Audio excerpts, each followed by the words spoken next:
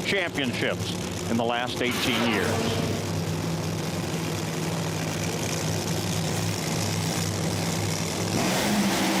Oh, red light for Tony. Whoa, Tony's in big trouble. The car explodes, then brushes off the wall, comes across the track. Whoa, man, that was a big explosion. That's one of the biggest I've seen ever. And then John puts it in the sand. Wow. Dickie Venables, as he takes off down the track. Tony's okay. He's getting out of the car. But, man, that was a huge explosion.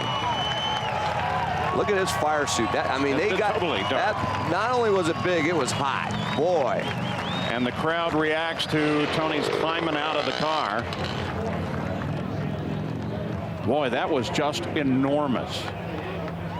That's usually that's a situation a lot of times where you break a crankshaft, and what happens is the valve train gets broken. It's not in time with the engine, and it just misfires in like 4 or 5 different cylinders, and the explosion is just huge, as you could see it there. Oh man, Tony's on the ground. He's still hot. He wants to get out of it. Look at his suit. I mean, his suit. He could have some burns there on his legs. I mean, look at his legs there, man. That thing got. That got a lot of fire. Yeah. A lot of fire. Look around the knees.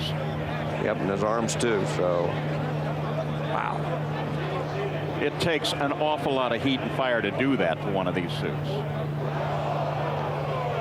And the thing is explosion that big, it blows the body off, and normally that's a good thing because that helps not contain the fire inside the cockpit as much. But that thing was just so big, so huge, and so intense, it didn't matter that most of that body blew off on the initial explosion. Take another look at it here.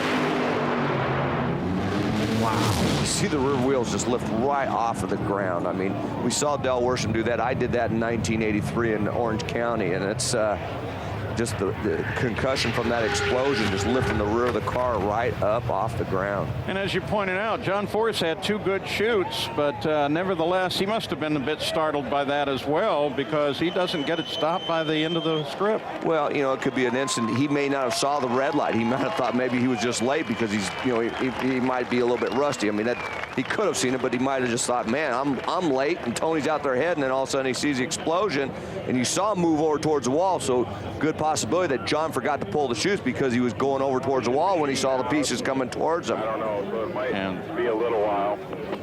The chutes certainly were late on John, but look at Tony Pedregon. Watch the back of the car.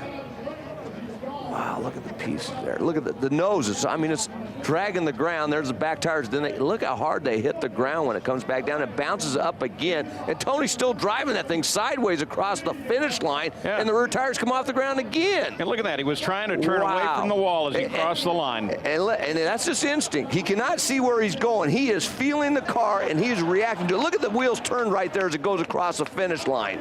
Tony Pedregon's one of the best drivers out there. John Force, everybody will tell you, all of his peers, and he was driving that race car the whole time. Amazing. Let's go to Gary Gerald. Tony is talking with members of the team, the medics. He said his hands are on fire. They're going to have to take him in for treatment. The pain, Tony, give us a quick update. I knew I red lit. I was thinking about shutting it off.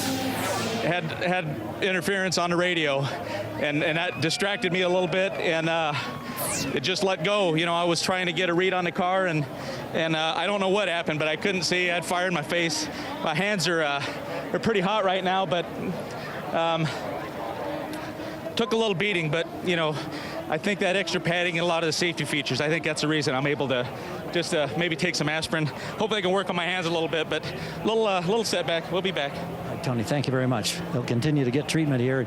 He is in a lot of discomfort, guys. And there is the attitude that is the mark of a champion.